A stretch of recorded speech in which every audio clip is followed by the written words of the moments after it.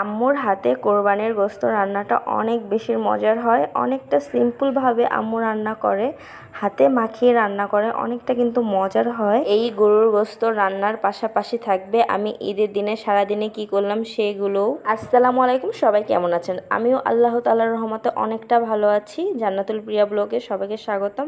আর আগেই বলে রাখি, ঈদ মোবারক। তো ফার্স্টেই হচ্ছে আমি আপনাদেরকে গরুর গোশতটা কি করে আম্মু রান্না করে সেটাই দেখাবো, বিকজ আমি সকালে উঠতে পারি নাই, তার জন্য শ্যামাই নুডলস কোনো কিছু রান্না দেখাতে পারিনি। খিচুড়ি রান্না করেছিল, সেটা একটু দেখাই দিলাম।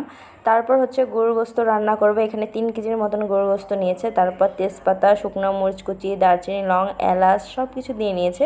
তারপর অনেকগুলো পেঁয়াজ কুচি, কাঁচামরিচ কুচি দিয়েছে। তারপর আদা রসুন বাটা দিল। আমার আম্মুর হাতের এই গরুর গোশত মাখাটা খুবই মজার হয়, মানে মাখিয়ে যে রান্না করে সেটা খুবই মজার হয়। তো আদা রসুন বাটা দেওয়ার পর দিয়ে দিল হলুদের গুঁড়া, তারপর দিল ভর্তি করে মরিচের গুঁড়া, কারণ আমরা ঝাল বেশি খাই, আপনারা যেমন খাবেন তেমন দিবেন। তারপর দিয়ে দিল স্বাদ মতন লবণ, গরম মশলার গুঁড়া, আর দিয়ে দিচ্ছে ধনিয়ার গুঁড়া। তারপর দিয়ে দিবে সয়াবিন তেল বা সাদা তেল যেটাই বলেন। তারপর আম্মু হচ্ছে হাতে মাখিয়ে নিবে, একদম সব মশলার সাথে গরুর গোশত সুন্দর করে মাখিয়ে নিবে। আর আমার আম্মু বলে যত হাতে সুন্দর করে কচলিয়ে মাখিয়ে রাখবা ততই নাকি খেতে ভালো লাগে, কারণ হাতে মাখানো গোশতের এটাই নাকি মজা, মানে যত মাখাবো ততই ভালো হয়। আর আপনাদের বলে রাখি, আপনারা বলতে পারেন যে সকাল সকাল গরুর গোশত কী করে আসলো, মানে এত তাড়াতাড়ি কোরবানি হয়ে গেছে। আসলে তা না, এই গরুর গোশতগুলো আব্বু চান রাতের দিন, মানে আগের দিন এনে রেখেছিল। বলেছিল যে কোরবানির গোশত আসতে আসতে তো বিকাল হয়ে যাবে, সকাল আর দুপুরে কি খাবা, তার জন্য আমার আব্বু আগে 3 কেজি এনে রেখেছিল। সেগুলো আম্মু রান্না করে নিচ্ছে, আমরা সকালে খাবো আর দুপুরে খাবো তার জন্য। আর সকাল সকাল আমার আব্বু ভাইয়েরা চলে গেছিলো কোরবানির ওখানে, মানে আমার বড় আব্বুর বাড়ির ওখানে।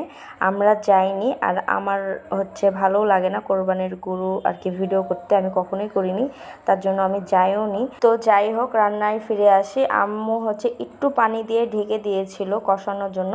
তারপর ঢাকনা তুলে অনেকক্ষণ কষিয়েছে, আমি দেখেছি 20 মিনিটের মতন কষিয়েছে হালকা আছে, মানে পুড়ে যাতে না যায়। তারপর হচ্ছে একটু পানি দিয়ে এখন ঢেকে দিবে ফুটানোর জন্য, তাহলেই হয়ে যাবে গরুর গোশত ভুনা। আমি সব সময় মশলা কষিয়ে রান্না করি, আপনারা দেখতেই পেয়েছেন যারা আমার ভিডিও দেখেন। আর আমার আম্মু হচ্ছে হাতে মাখিয়ে রান্না করে, বাট এত মজার হয়। আর আমি বুঝলাম না, আমি মশলা কষিয়ে সিটি তুলি তাও সিদ্ধ হতে চায় না। আমার আম্মু হচ্ছে কোনো সিটি তুলেনি, শুধু কষাইছে আর একটু পানি দিয়ে জাল দিয়েছে, তাতে এত সুন্দরভাবে সফট হয়েছে, আপনাদেরকে দেখাবো। আর আম্মু যখন রান্না করছিল এত সুন্দর সেন্ট বার হয়েছে, আর দেখতে পাচ্ছেন কতটা কালারফুল হয়েছে। আমি কিন্তু 2-3টা খেয়েও ফেলেছি। তো রান্না শেষে উপর দিয়ে আম্মু হচ্ছে ভাজা জিরার গুঁড়া দিয়ে নিয়েছিল যাতে আরও সেন্ট হয়। আর খেতে এত মাশাল্লাহ মজা হয়েছিল, এটা যে কোরবানির গোশত না বোঝাই যাচ্ছিল না।